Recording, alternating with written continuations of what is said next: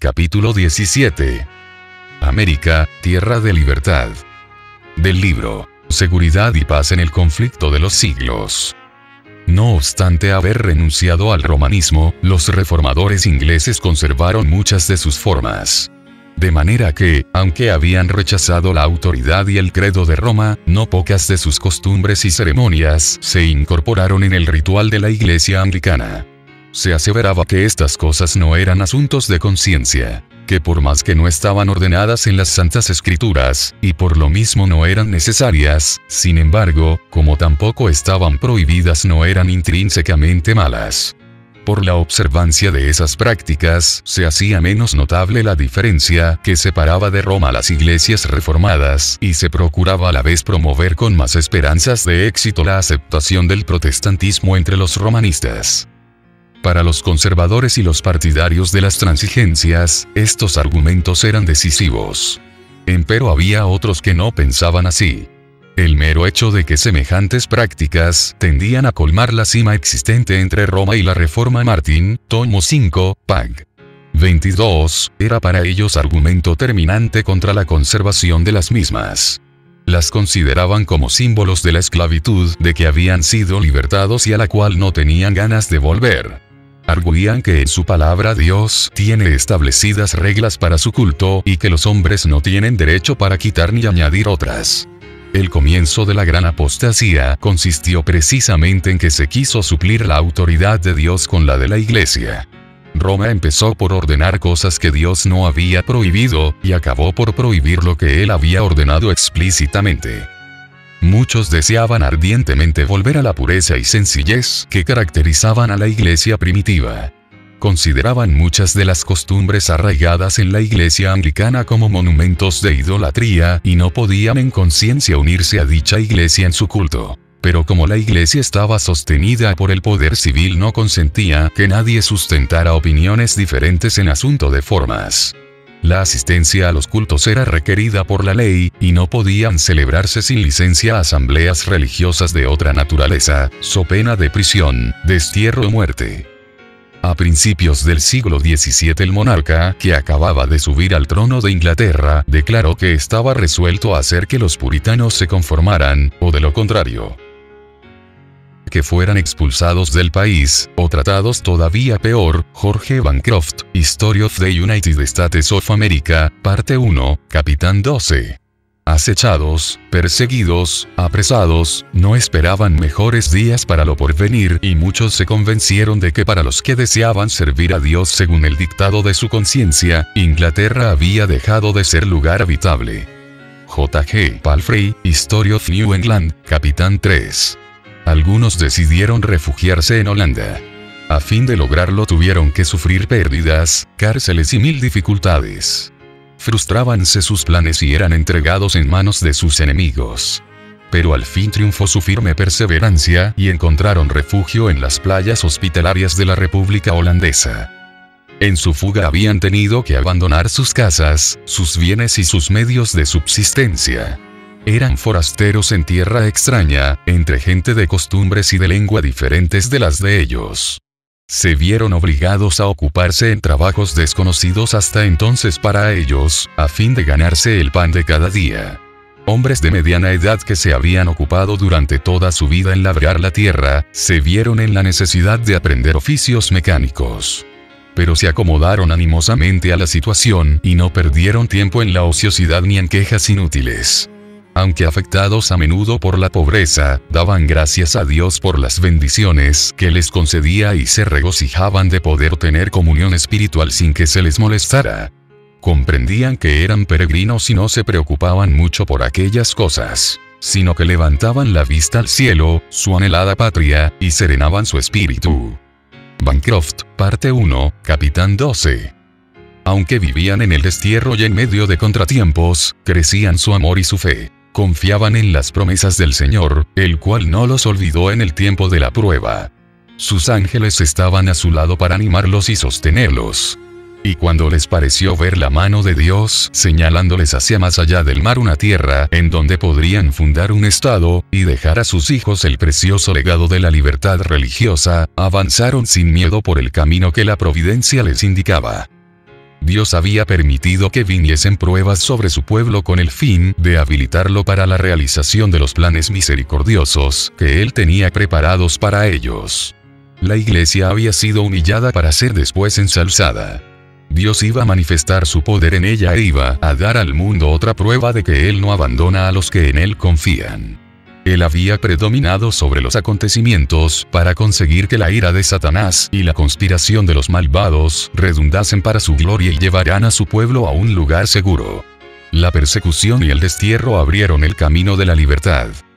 En cuanto se vieron obligados a separarse de la iglesia anglicana, los puritanos se unieron en solemne pacto como pueblo libre del Señor para andar juntos en todos sus caminos que les había hecho conocer, o en los que Él les notificase. J. Brown, The Pilgrim Fathers, pag. 74. En esto se manifestaba el verdadero espíritu de la Reforma, el principio esencial del protestantismo. Con ese fin partieron los peregrinos de Holanda en busca de un hogar en el Nuevo Mundo. Juan Robinson, su pastor, a quien la providencia impidió que les acompañase, díjoles en su discurso de despedida: «Hermanos, dentro de muy poco tiempo vamos a separarnos, y solo el Señor sabe si viviré para volver a ver vuestros rostros. Pero sea cual fuere lo que el Señor disponga, yo os encomiendo a Él y os exhorto ante Dios y sus santos ángeles a que no me sigáis más allá de lo que yo he seguido a Cristo. Si Dios quiere revelaros algo por medio de alguno de sus instrumentos, estad prontos a recibirlo como lo estuvisteis para recibir la verdad por medio de mi ministerio. Pues seguro estoy de que el Señor tiene más verdades y más luces que sacar de su santa palabra». Martin, tomo 5, pag. 70. Por mi parte, no puedo deplorar lo bastante la triste condición de las iglesias reformadas, que han llegado a un punto final en religión, y no quieren ir más allá de lo que fueron los promotores de su reforma. No se puede hacer ir a los luteranos más allá de lo que Lutero vio. Y a los calvinistas ya los veis manteniéndose con tenacidad en el punto en que los dejó el gran siervo de Dios que no lo logró ver todo. Es esta una desgracia por demás digna de lamentar, pues por más que en su tiempo fueron luces que ardieron y brillaron, no llegaron a penetrar todos los planes de Dios, y si vivieran hoy estarían tan dispuestos a recibir la luz adicional, como lo estuvieron para aceptar la primera que les fue dispensada. D. Neal, History of the Puritans, tomo 1, pag. 269. Recordad el pacto de vuestra iglesia, en el que os comprometisteis a andar en todos los caminos que el Señor os ha dado os diere a conocer. Recordad vuestra promesa y el pacto que hicisteis con Dios y unos con otros, de recibir cualquier verdad y luz que se os muestre en su palabra escrita. Pero, con todo, tened cuidado, os ruego, de ver qué es lo que aceptáis como verdad. Examinadlo, consideradlo, y comparadlo con otros pasajes de las Escrituras de verdad antes de aceptarlo, porque no es posible que el mundo cristiano, salido hace poco de tan densas tinieblas anticristianas, pueda llegar enseguida a un conocimiento perfecto en todas las cosas. Martin, tomo 5, pax. 70-71. El deseo de tener libertad de conciencia fue lo que dio valor a los peregrinos para exponerse a los peligros de un viaje a través del mar, para soportar las privaciones y riesgos de las soledades selváticas, y con la ayuda de Dios echar los cimientos de una gran nación en las playas de América. Y sin embargo, aunque eran honrados y temerosos de Dios, los peregrinos no comprendieron el gran principio de la libertad religiosa, y aquella libertad por cuya consecución se impusieran tantos sacrificios, no estuvieron dispuestos a concederla a otros. Muy pocos aún entre los más distinguidos pensadores y moralistas del siglo XVII tuvieron un concepto justo de ese gran principio, esencia del Nuevo Testamento, que reconoce a Dios como único juez de la fe humana. Id. Pag. 297. La doctrina que sostiene que Dios concedió a la Iglesia el derecho de regir la conciencia y de definir y castigar la herejía, es uno de los errores papales más arraigados. A la vez que los reformadores rechazaban el credo de Roma, no estaban ellos mismos libres por completo del espíritu de intolerancia de ella. Las densas tinieblas en que, al través de los interminables siglos de su dominio, el papado había envuelto a la cristiandad, no se habían disipado del todo. En cierta ocasión dijo uno de los principales ministros de la colonia de la Bahía de Massachusetts: La tolerancia fue la que hizo anticristiano al mundo. La Iglesia no se perjudica jamás castigando a los herejes. Id. Pag. 335. Los colonos acordaron que solamente los miembros de la Iglesia tendrían voz en el gobierno civil. Organizóse una especie de iglesia de Estado, en la cual todos debían contribuir para el sostén del ministerio, y los magistrados tenían amplios poderes para suprimir la herejía. De esa manera el poder secular quedaba en manos de la Iglesia, y no se hizo esperar mucho el resultado inevitable de semejantes medidas: la persecución. 11 años después de haber sido fundada la primera colonia, llegó Rogelio Williams al Nuevo Mundo. Como los primeros peregrinos, vino para disfrutar de libertad religiosa, pero de ellos se diferenciaba en que él vio lo que pocos de sus contemporáneos habían visto, a saber, que esa libertad es derecho inalienable de todos, cualquiera que fuere su credo. Investigó diligentemente la verdad, pensando, como Robinson, que no era posible que hubiese sido recibida ya toda la luz que de la palabra de Dios dimana. Williams fue la primera persona del cristianismo moderno que estableció el gobierno civil de acuerdo con la doctrina de la libertad de conciencia y la igualdad de opiniones ante la ley.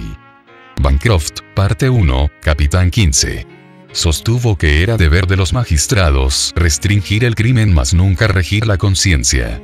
Decía: el público o los magistrados pueden fallar en lo que atañe a lo que los hombres se deben unos a otros, pero cuando tratan de señalar a los hombres las obligaciones para con Dios, obran fuera de su lugar y no puede haber seguridad alguna, pues resulta claro que si el magistrado tiene tal facultad, bien puede decretar hoy una opinión y mañana otra contraria, tal como lo hicieron en Inglaterra varios reyes y reinas, y en la Iglesia romana los papas y los concilios, a tal extremo que la religión se ha convertido en una completa confusión. Martin, tomo 5, pag. 340. La asistencia a los cultos de la Iglesia establecida era obligatoria so pena de multa o de encarcelamiento. Williams reprobó tal ley. La peor cláusula del código inglés era aquella en la que se obligaba a todos a asistir a la iglesia parroquial.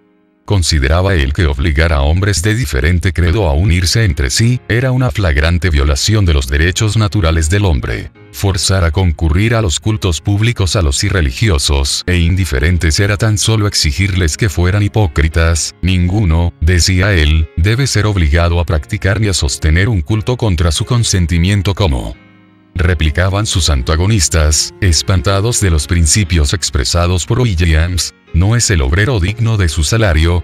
Sí, respondía él, cuando ese salario se lo dan los que quieren ocuparle. Bancroft, parte 1, capitán 15.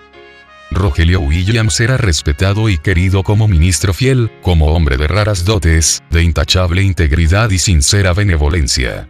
Sin embargo, su actitud resuelta al negar que los magistrados civiles tuviesen autoridad sobre la Iglesia y al exigir libertad religiosa, no podía ser tolerada. Se creía que la aplicación de semejante nueva doctrina alteraría el fundamento del Estado y el gobierno del país. Id. Le sentenciaron a ser desterrado de las colonias y finalmente, para evitar que le arrestasen, se vio en la necesidad de huir en medio de los rigores de un crudo invierno, y se refugió en las selvas vírgenes. Durante 14 semanas, cuenta él, anduve vagando en medio de la inclemencia del invierno, careciendo en absoluto de pan y de cama. Pero los cuervos me alimentaron en el desierto, y el hueco de un árbol les servía frecuentemente de albergue. Martin, tomo 5, pax. 349-350. Así prosiguió su penosa huida por entre la nieve y los bosques casi inaccesibles, hasta que encontró refugio en una tribu de indios cuya confianza y afecto se había ganado esforzándose por darles a conocer las verdades del Evangelio. Después de varios meses de vida errante, llegó al fin a orillas de la bahía de Narragansett, donde echó los cimientos del primer estado de los tiempos modernos que reconoció en el pleno sentido de la palabra los derechos de la libertad religiosa. El principio fundamental de la colonia de Rogelio Williams era que cada hombre debía tener libertad para adorar a Dios según el dictado de su propia conciencia. Id. Pag. 354. Su pequeño estado, Rhode Island, vino a ser un lugar de refugio para los oprimidos, y siguió creciendo y prosperando hasta que su principio fundamental, la libertad civil y religiosa, llegó a ser la piedra angular de la República Americana de los Estados Unidos. En el antiguo documento que nuestros antepasados expidieron como su Carta de Derechos, la Declaración de Independencia, declaraban lo siguiente: sostenemos como evidentes estas verdades, a saber, que todos los hombres han sido creados iguales, que han sido investidos por su Creador con ciertos derechos inalienables, que entre estos están la vida, la libertad y la búsqueda de la felicidad. Y la Constitución garantiza en los términos más explícitos, la inviolabilidad de la conciencia. No se exigirá examen alguno religioso como calificación para obtener un puesto público de confianza en los Estados Unidos. El Congreso no dictará leyes para establecer una religión ni para estorbar el libre ejercicio de ella. Los que formularon la Constitución reconocieron el principio eterno de que la relación del hombre con Dios se halla por sobre toda legislación humana y que los derechos de la conciencia son inalienables. No se necesitaba argumentar para establecer esta verdad, pues la sentimos en nuestro mismo corazón. Fue este sentimiento el que, desafiando leyes humanas, sostuvo a tantos mártires en tormentos y llamas. Reconocían que su deber para con Dios era superior a los decretos de los hombres y que nadie podía ejercer autoridad sobre sus conciencias. Es un principio innato que nada puede desarraigar. Congressional Documents, EDUA, Serie No. 200, Documento No. 271. Cuando circuló por los países de Europa la noticia de que había una tierra donde cada hombre podía disfrutar del producto de su trabajo y obedecer a las convicciones de su conciencia, millares se apresuraron a venir al Nuevo Mundo. Las colonias se multiplicaron con rapidez. Por una ley especial, Massachusetts ofreció bienvenida y ayuda, a costa del pueblo, a todos los cristianos de cualquier nacionalidad que pudieran huir al través del Atlántico para escapar de las guerras, del hambre y de la opresión de sus perseguidores. De esa manera los fugitivos y oprimidos serán, por la ley, considerados como huéspedes de la comunidad. Martin, tomo 5, pag. 417. A los 20 años de haberse efectuado el primer desembarco en Plymouth, había ya establecidos en Nueva Inglaterra otros tantos miles de peregrinos. Con el fin de asegurar lo que buscaban, se contentaban con ganar apenas su subsistencia y se acomodaban a una vida de frugalidad y de trabajo. No pedían de aquel suelo sino la justa retribución de su propio trabajo. Ninguna visión de oro venía a engañarles en su camino, se conformaban con el progreso lento pero firme de su estado social. Soportaban pacientemente las privaciones de la vida rústica, y regaron con sus lágrimas y con el sudor de su frente el árbol de la libertad, hasta verlo echar profundas raíces en la tierra. La Biblia era considerada como la base de la fe, la fuente de la sabiduría y la carta magna de la libertad. Sus principios se enseñaban cuidadosamente en los hogares, en las escuelas y en las iglesias, y sus frutos se hicieron manifiestos, en lo que se ganó en inteligencia, en pureza y en templanza. Podíase vivir por años entre los puritanos sin ver un borracho, ni oír una blasfemia ni encontrar un mendigo. Bancroft, parte 1, capitán 19. Quedaba demostrado que los principios de la Biblia son las más eficaces salvaguardias de la grandeza nacional. Las colonias débiles y aisladas vinieron a convertirse pronto en una confederación de estados poderosos, y el mundo pudo fijarse admirado en la paz y prosperidad de una iglesia sin papa y de un estado sin rey. Pero un número siempre creciente de inmigrantes arribaba a las playas de América, atraído e impulsado por motivos muy distintos de los que alentaran a los primeros peregrinos. Si bien la fe primitiva y la pureza ejercían amplia influencia y poder subyugador, estas virtudes se iban debilitando más y más cada día en la misma proporción en que iba en aumento el número de los que llegaban guiados tan solo por la esperanza de ventajas terrenales.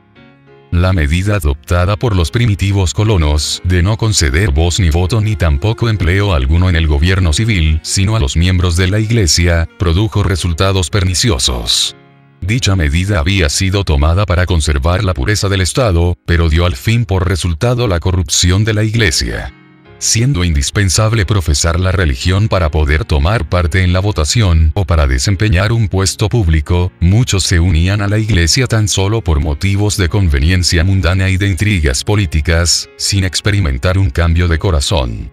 Así llegaron las iglesias a componerse en considerable proporción de gente no convertida, y en el ministerio mismo había quienes no solo erraban en la doctrina, sino que ignoraban el poder regenerador del Espíritu Santo. De este modo quedó otra vez demostrado el mal resultado que tan a menudo comprobamos en la historia de la Iglesia desde el tiempo de Constantino hasta hoy, y que da el pretender fundar la Iglesia valiéndose de la ayuda del Estado, y el apelar al poder secular para el sostenimiento del Evangelio de aquel que dijo: «Mi reino no es de este mundo». Juan 18:36. El consorcio de la Iglesia con el Estado, por muy poco estrecho que sea, puede en apariencia acercar el mundo a la Iglesia, mientras que en realidad es la Iglesia la que se acerca al mundo.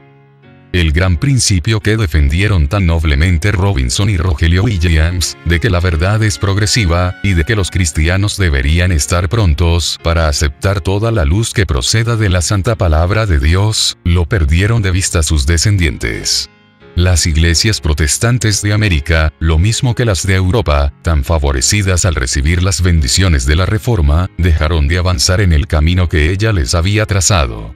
Si bien es verdad que de tiempo en tiempo surgieron hombres fieles que proclamaron nuevas verdades y denunciaron el error tanto tiempo acariciado, la mayoría, como los judíos en el tiempo de Cristo, o como los papistas en el de Lutero, se contentaba con creer lo que sus padres habían creído, y con vivir como ellos habían vivido.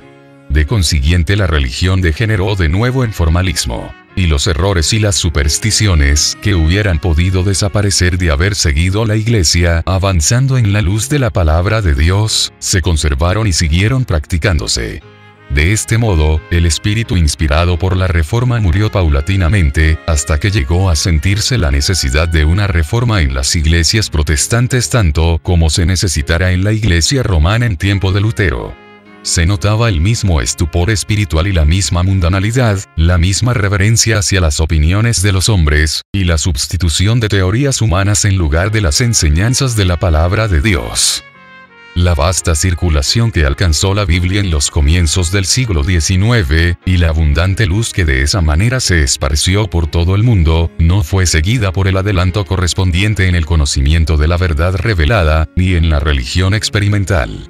Satanás no pudo, como en las edades pasadas, quitarle al pueblo la palabra de Dios, que había sido puesta al alcance de todos. Pero para poder alcanzar su objeto indujo a muchos a tenerla en poca estima. Los hombres descuidaron el estudio de las sagradas escrituras y siguieron aceptando interpretaciones torcidas y falsas y conservando doctrinas que no tenían fundamento alguno en la Biblia. Viendo el fracaso de sus esfuerzos para destruir la verdad por medio de la persecución, Satanás había recurrido de nuevo al plan de transigencias que condujo a la apostasía y a la formación de la Iglesia de Roma.